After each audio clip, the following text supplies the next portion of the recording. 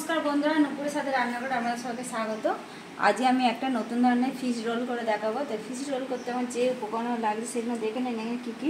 আর ঘরে সব এই উপকরণ থাকে, হামেশা ঘরেই সবসময় থাকে, এগুলো সেই নিয়ে আমি করেছি। একদম অল্প উপকরণ নিয়েই করবো এটা।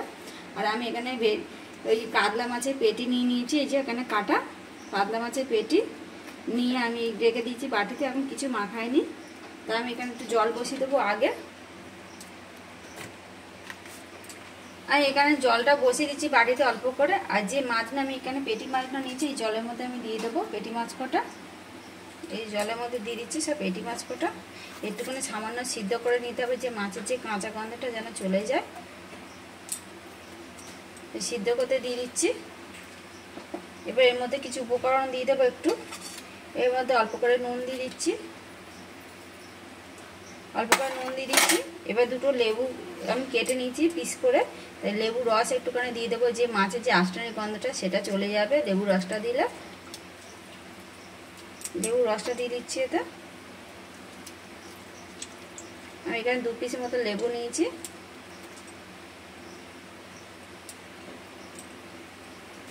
আর এখানে দেবো কাঁচা লঙ্কা। আমি এখানে গোটা গোটা কাঁচা লঙ্কা নিয়েছি। কাঁচা লঙ্কাটা একটু ছুরির সাহায্যে কেটে নেবো। এই যে মাঝে একটু ফালিয়ে দিয়ে একটু কেটে নিচ্ছি, নিয়ে এতে দিয়ে দিচ্ছি আমি কাঁচা লঙ্কাটাও আমি সিদ্ধ করে নেবো এর সাথে। আর এরম চপ যদি এই এখন বর্ষাকাল, এই বর্ষাকালে বিকেলের সময় চায়ের সাথে যদি এরম ফিশ রোল চায়, তাহলে সবারই ভালো লাগবে, মনের মতন খাবার হয়ে যাবে। মাছটা আমার ফুটে গেছে ভালোভাবে, দেখুন এই যে। এবার এর মধ্যে একটুখানি গোলমরিচ গুঁড়ো দিয়ে দেবো।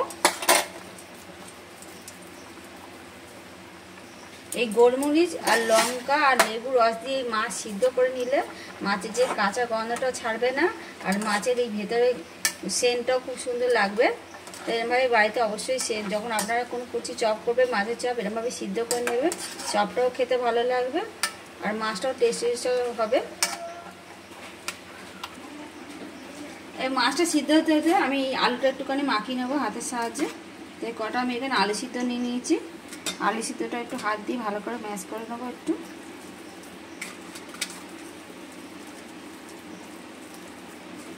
যেরকম আমরা আলু সিদ্ধ মাখা ওরকম করে একটুখানি মাখিয়ে নেবো। কিছুই দেবো না এতে, পরে দেবো উপকরণ। একটু হাতের সাহায্যে ভালো করে করে নিচ্ছি, একটু মাখিয়ে নিচ্ছি। আর মাছটা ভালোভাবে সিদ্ধ হয়ে গেছে, দেখুন মাছ কটা। এই যে মাছটা ভালোভাবে সিদ্ধ হয়ে গেছে, মানে ফেটে গেছে মাছটা, ভালোভাবে সিদ্ধ হয়ে গেছে দুপাশটা। তাই আমি নামিয়ে নিচ্ছি। নামিয়ে একটু ঠান্ডা করে নিয়ে কাঁটা ছাড়াতে হবে।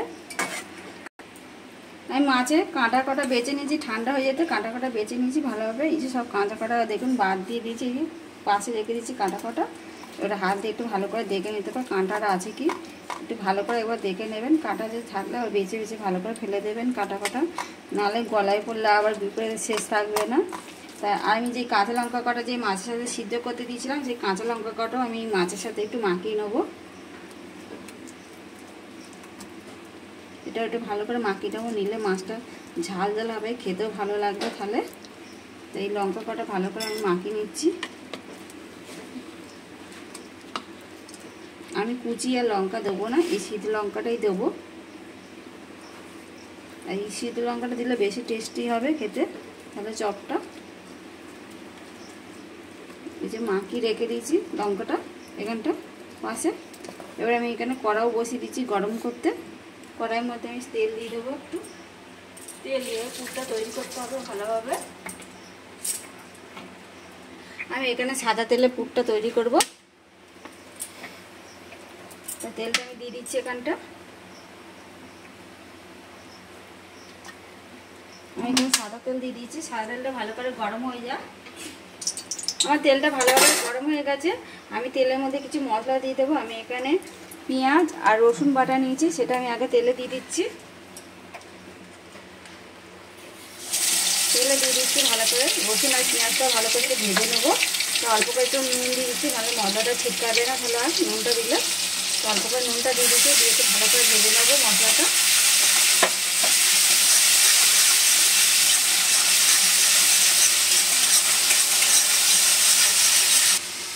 আমার মশলাটা ভালোভাবে ভাজা হয়ে গেছে, রসুন আর পেঁয়াজটা। এবার যে মাছটা আমি ছাড়িয়ে রেখেছি এখানটা ভালোভাবে সেই মাছ কটা দিয়ে দেবো তেলের মধ্যে। সবটা মাছ দিয়ে দিচ্ছি আগে, আর লঙ্কাটাও দিয়ে দিচ্ছি তার সাথে। আপনারা এখানে ঝালটা ভালোভাবে বুঝে দেবেন, নাহলে বাচ্চা কাচ্চারা খাবে, ঝাল হয়ে গেলে আবার খেতে পারবে না। আবার অনেক সময়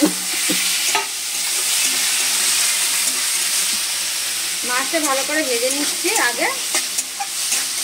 এবার যে আমি এখানে কিছু একটু মশলা দিয়ে দেবো এখানটা। ওই অল্প করে একটুখানি হলুদ গুঁড়ো দিয়ে দিচ্ছি, সামান্য অল্প করে মাছের মধ্যে।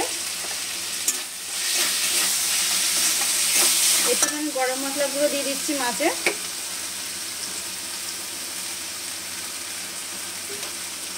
আর একটু গোলমরিচ গুঁড়ো দিয়ে দিচ্ছি মাছের মধ্যে, দিয়ে আর একটু ভালোভাবে কষে নিচ্ছি।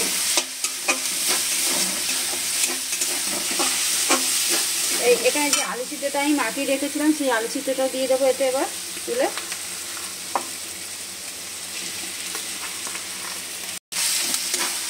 মাছ আর আলু সিদ্ধ ভালোভাবে একটু মিশিয়ে নিচ্ছি। এবার ভালো করে একটু কষে নিতে হবে, যতক্ষণ না পুরটা না তৈরি হবে ততক্ষণ ভালো করে কষতে হবে। আর পুরটা দেখুন ভালোভাবে হয়ে এসেছে এখানটা, এখনো কড়াইতে লেগে ধরছে না খুব একটা। তাই এবার এখানে আমি ধনেপাতা কুচি নিচ্ছি, ধনেপাতা কুচি কটা দিয়ে দেবো আমি। এবার ধনেপাতা কুচি কটা দিয়ে দিচ্ছি। আর এখানে আমি একটু ম্যাগি মশলা নিচ্ছি, সেটাও দিয়ে দিচ্ছি। এবার ম্যাগি মশলা ধনেপাতাটা ভালো করে মিশিয়ে নিচ্ছি এতে, নিয়ে এবার ঠান্ডা করে নেব। আমি এখানে তেল গরম করতে বসিয়ে দিয়েছি, আর পুরটা নামিয়ে নিয়েছি, নামিয়ে ঠান্ডা করে নিয়েছি ভালোভাবে। এবার হাতের সাহায্যে একটু রোল মতন করে নেবো। এই যে হাত দিয়ে একটুখানি এরকমভাবে লম্বা লম্বা করে নেবো একদম। এই যে এরকম করে লম্বা লম্বা করে নিচ্ছি। আর এখানে আমি পাউরুটির যে গুঁড়ো নিয়েছি, আগে পাউরুটির গুঁড়োর মধ্যে একটুখানি কোট করে নিচ্ছি। এই যে এরকম করে গুঁড়ো করে নিচ্ছি, নিয়ে পাশে এখানে রেখে দিচ্ছি। তারপর ডিমে দেবো পরে। আমি এখানে দুটো ডিম ফাটিয়ে নিয়েছি ভালোভাবে। এবার ডিমের মধ্যে একটুখানি নুন দিয়ে দেবো, সামান্য অল্প করে, একদম অল্প করে দেবো নুনটা। নুন দিয়ে দিচ্ছি, আর একটুখানি সামান্য অল্প করে গোলমরিচ গুঁড়ো দিয়ে দেবো এটা। দিয়ে ভালো করে একটুখানি ফেটিয়ে নেবো ডিমটা আর একবার। আর এবারে যে রোল আমি এখানে করে নিয়েছি, যে ফিশ রোল সেগুলো এখানে হাত দিয়ে এরকম করে নিয়েছি, নিয়ে এবার ডিমের মধ্যে দেবো। দিয়ে আর একটা যে কাঁটা চামচ নিয়ে নিচ্ছি, এই কাঁটা চামচের সাহায্যে আস্তে করে তুলে নেবো। নিয়ে আবার একবার কোট করে নেবো এর সাথে, যে পাউরুটির গুঁড়োটা নিচ্ছি তার সাথে একবার ভালোভাবে কোট করে নেবো, তাহলে হাতেও লাগবে না আর ডিমটাও বেশি পড়বে না কাঁটা চামচ দিয়ে করলে। আর আমাদের বাড়িতে তো অনেকে বাচ্চারা মাছ ফাছ খেতে চায় না, অনেক সময় অনেক বাচ্চারা এখন হামেশাই মাছই খেতে চায় না। আমরা যদি মাছটা যদি এরকম করে খাওয়াতে পারি বাচ্চাদের খুবই ভালো হবে, তাহলে একটু মাছও খাওয়া হয়ে যাবে আর ভালোও লাগবে তাদের মুখে একটুখানি। এরকমভাবে সবকটা আমি একবার কোট করে নিয়ে আমি তেলে ভেজে নেবো। তেলে একটা একটা করে দিয়ে দিচ্ছি, একটা করে করবে, একটা করে তেলে দিয়ে দেবো আমি। আবার ডিমের মধ্যে একটা দিয়ে দিচ্ছি, আবার এই যে ডিমের মধ্যে একটা দিয়ে দিলাম আবার, এই যে দিয়ে আবার এই পাউরুটির মধ্যে দিয়ে দেবো আস্তে করে।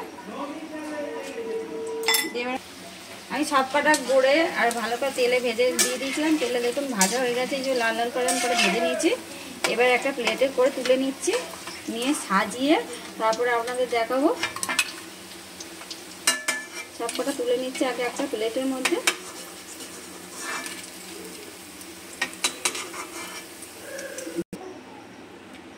আমি সাজিয়ে নিয়েছি প্লেটে। এই যে আমি এখানে পেঁয়াজ আর টমেটোম দিয়ে দিয়েছি একটু সাইডে, একটা করে কামড় দিলে আর একটুখানি পেঁয়াজ আর টমেটোম খেলে।